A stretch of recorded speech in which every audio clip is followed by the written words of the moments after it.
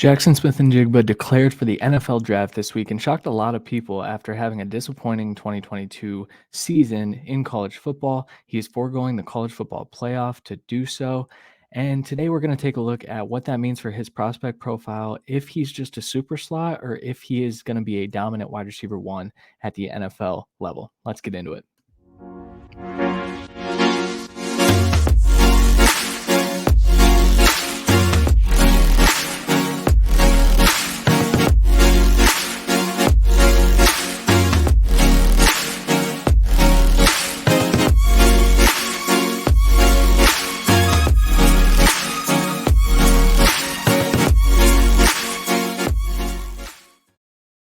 What's up, guys? Welcome back for another 2023 NFL Draft Prospect Profile. We have been doing these for quite a while now, so make sure you hit that subscribe button. Make sure you like this video as well, and turn on those push notifications. We put out a video every day, so we would greatly appreciate that.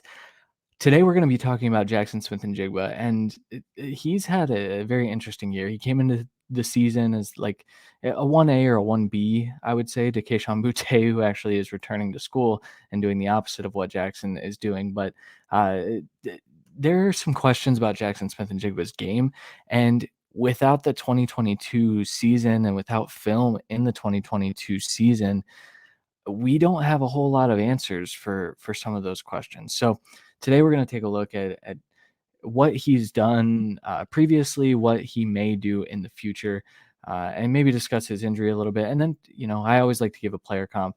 I have a few fun ones for Jaxon Smith-Njigba, but we'll get into that a little bit later. So let's just dive right into it.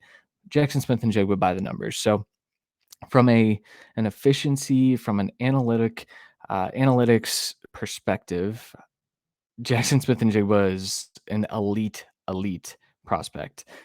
His breakout age of 19.5, good. You're looking for anything under 20. He did it as a sophomore, a true sophomore at Ohio State with Garrett Wilson and Chris Olave. That same year, he had a 32.4% market share of receiving yards and then a 3.25 receiving yards per team pass attempt. These clips are outstanding, especially when you're factoring in that he was with two first-round NFL wide receivers. Now, he largely accompanied the slot wide receiver position. That's kind of where he lived. And that was a friendly area for the Ohio State offense in the 2021 NFL season. So a little bit of a grain of salt. I think as we talk through this, it's worth noting that as I've graded these guys, the three of them, I had Wilson, Olave, and then Smith-Njigba from film on that 2021 film. So it's worth noting that as of right now, I would still have him probably third, but those two players are pretty darn good. So I think that's okay for Jaxon. And then 21-32. That was his receiving yards clip as a high school senior. That still ranks sixth all time in Texas. He was a dominant player in Texas. He was the fifth wide receiver prospect in the 2020 class per 24/7 Sports. Just a very, very dominant high school player and one of the highest levels in Texas as well. It's not, I mean, there are two receivers in the NFL draft actually that dominated that year. Marvin Mims was the other one, but Smith-Njigba was a very, very storied wide receiver prospect, and that's why he got on the field so early. There's a reason that he forced Jameson Williams to transfer because he was the better player at the time. So Jameson Williams obviously would have been the wide receiver 4 behind Smith-Njigba. Now, I don't think I graded it out that way from his Alabama film, but that's just how some of those things go. From a strengths and weaknesses perspective, so Jaxon Smith-Njigba does a ton of things really, really well. So space creation, route running, suddenness, I didn't put on here, but suddenness is one of his good attributes, catching in traffic, and then after the catch ability. But take that with a grain of salt as well, because one of his weaknesses is actually long speed and then reps against press man coverage. So I think that we can dive into all of these things, but it's worth noting that Jaxon Smith-Njigba, normally five-star prospects are five-star prospects because of their athletic profile and what they're able to do from an athleticism standpoint.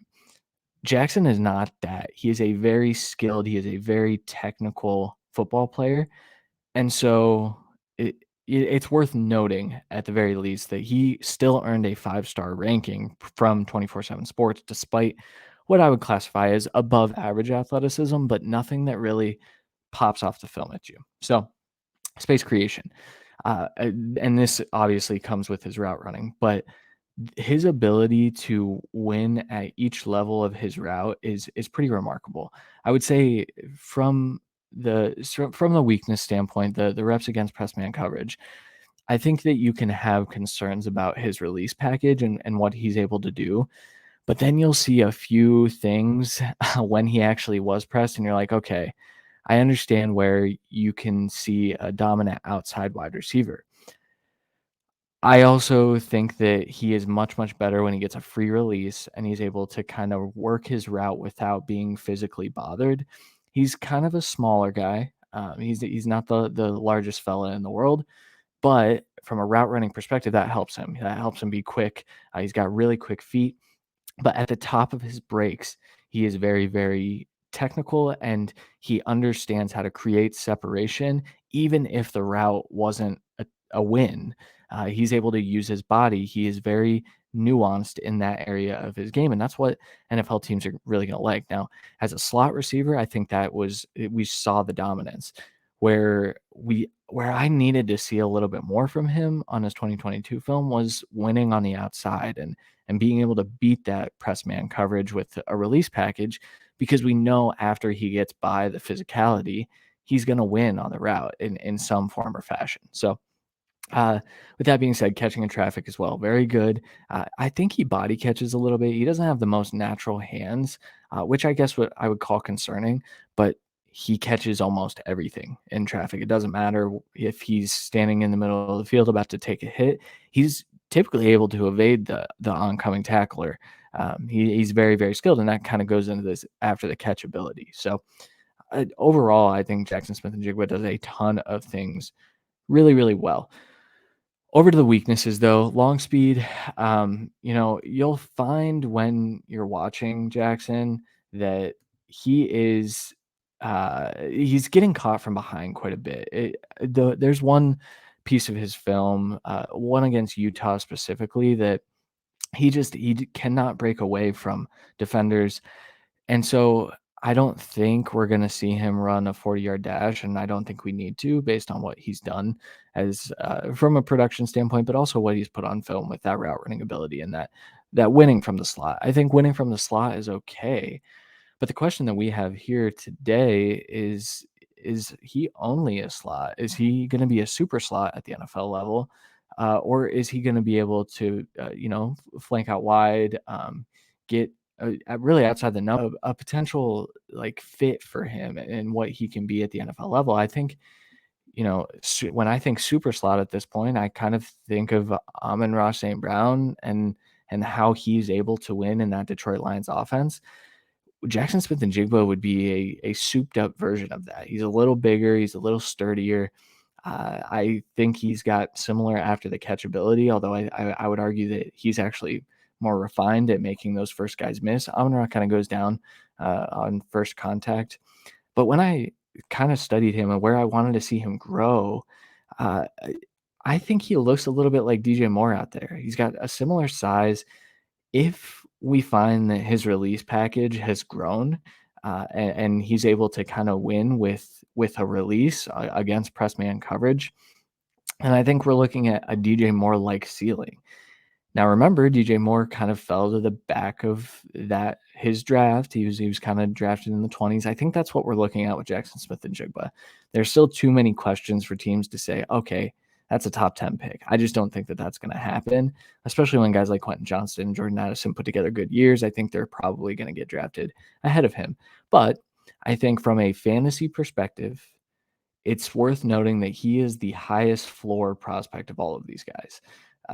He has, say he is only a slot receiver, say that's all he is, then you're getting a high PPR player, and you're probably getting him at a discount at this point because of the 2022 season and what has transpired. And now I will say, I don't know that he's going to get faded a whole lot in drafts. A lot of people understand what he was able to do with Garrett Wilson and Chris Olave on the same team.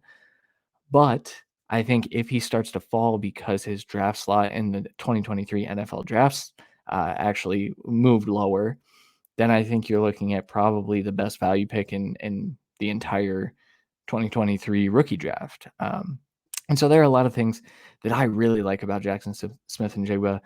I'm not positive about the answer to the question that we're posing here because we don't have any proof that he can actually win on the outside consistently. I think that we did see some of that on his 2021 film, but it was so rare because guys like Garrett Wilson and Chris Olave were out there and they were winning just fine on the outside. And so they didn't need Jaxon to go outside. I would love to see him in a pro day. And I know pro days, you take them with a grain of salt, but in a pro day, go through some of those reps outside against a physical corner. Ohio State doesn't have too many of those, so they may have to recruit someone to do that. Unfortunately, maybe they'll invite Michigan over. But I would love to see him kind of win in a pro day setting to at least show me, hey, look at all these different releases that he has. Because I think right now he's got a little bit of a rocker that he can win with. He's got quick feet. But again, it's just not something that we've seen consistently. So the crazy part, or not the crazy part, but just the good part is that stuff doesn't really matter for fantasy. If he's a slot receiver, he's going to be a wide receiver one either way. If he's an outside receiver, I think that he could be a wide receiver one either way. And so as we're ranking this class, I think, from an NFL draft perspective, he's my wide receiver 3 right now. He is behind Quentin Johnston and Jordan Addison. But I could see on some level ranking Jaxon Smith-Njigba as the wide receiver 1 of the 2023 class, despite what has happened in 2022. So that's worth noting. I think with his draft declaration, there's some rumors about the injury stuff and his heart. He's got to do what's best for him. He's if this hamstring lingers into his pro career, he's going to lose a lot of money. And so he's taking the advice of his doctors, and he decided to declare. A little strange to do it this far in advance of the college football playoff and give Georgia a leg up in preparing for that, but that's okay. I don't think they expected him to play anyway because it seemed like Jaxon opted out a long time ago. So, but there you have it. That's Jaxon Smith-Njigba for you. Unfortunately, I don't have a clear answer, but if you like this video, remember, if you did not at the top of the video, make sure you hit that like button. Make sure you subscribe to the Devy Royale. Also, if you're looking for more content, we have more coming on our Patreon. We do a weekly podcast episode. We have a 300-page manifesto that we will certainly be working on and getting all these transfer portal players updated and in the darn thing. It's going to take forever, but it's what we love to do. So if you feel so inclined, the link to the Patreon is in the description. As always, leave a comment. What do you think of Jaxon Smith-Njigba? Are you drafting him in your rookie drafts? And then also any other players you want me to touch on. I know I've got a long list right now, and I'm going to, like I said, ramp these videos up and do multiple per week or maybe a couple on the same day. Who knows? I might just toss in a little bit of a longer form video too. So let me know in the comments, drop a comment. Until then, thank you guys for watching, and we'll talk to you guys next time.